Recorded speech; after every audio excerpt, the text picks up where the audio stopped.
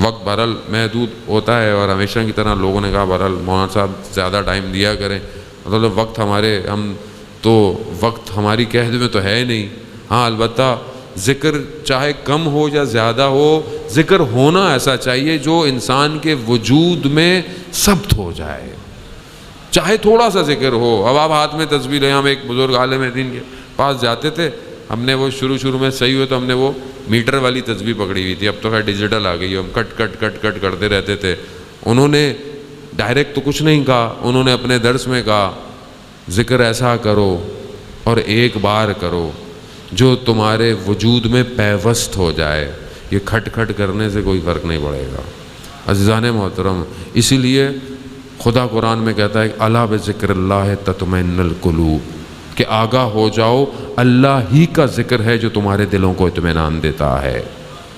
اور یہ ذکر میری زندگی میں ہے. آپ بولے میں نماز پڑھتا ہوں، میں نماز تو دیکھیں پڑھنا واجب ہے، پانی پینا ضروری ہے، نماز پڑھنا ضروری ہے، نہیں واجب نماز سے بڑھ کر کچھ کرتا ہوں، یا جو میری واجب نماز ہے اس میں میری کیفیت کیا ہے، حالت کیا ہے. میں پھر آپ کو نہیں کہوں گا، میں اپنے آپ کو کہہ رہا ہوں عادت کی نماز ہے میری. نماز کا ٹائم ہو گیا، پڑھنی ہے، میں اللہ اکبر کیا، اب ذہن کہاں ہے نہیں پتا.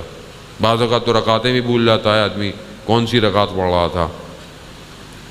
کیونکہ ذہن کہیں اور ہے، ذہن وہاں نہیں پہنچا جہاں پہنچنا چاہیے. ایک بہت بڑے عالم دین تھے، فلاسفر تھے، عرفان عملی کے اندر بہت بڑا مدرسہ ان کے پاس تھا. 80 سال کی عمر میں اس مدرسے کے پانی کے حوض کے پاس بیٹھے ہوئے اور اپنے آپ کو مارنا شروع کر دیا. تو شاگرد بھاگے اور جا کر کہا کہ کیا کر رہے ہیں؟ کہا میں دیوانہ ہو گیا ہوں. کہا نہیں آپ دیوانے نہیں ہیں، آپ صحیح ہیں.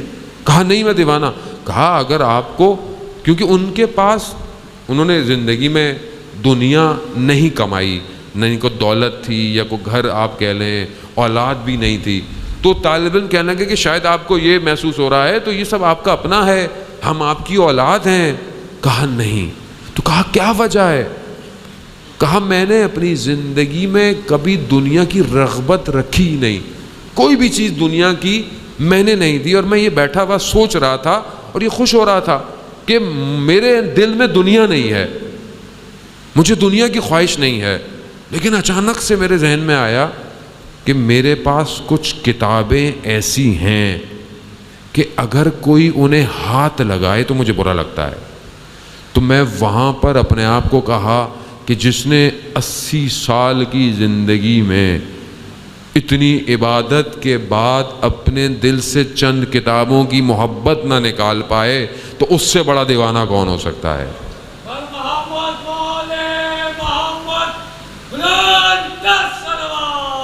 اللہم صلی علی محمد وعلی. یعنی ہمیں نہیں پتا، یعنی اس کا مطلب ہے کہ یہاں پر کوئی ہے. آیت اللہ قاضی طباطبائی کہ آپ کی صلوات ان کے درجات میں اضافہ فرمائے. اللہم صلی علی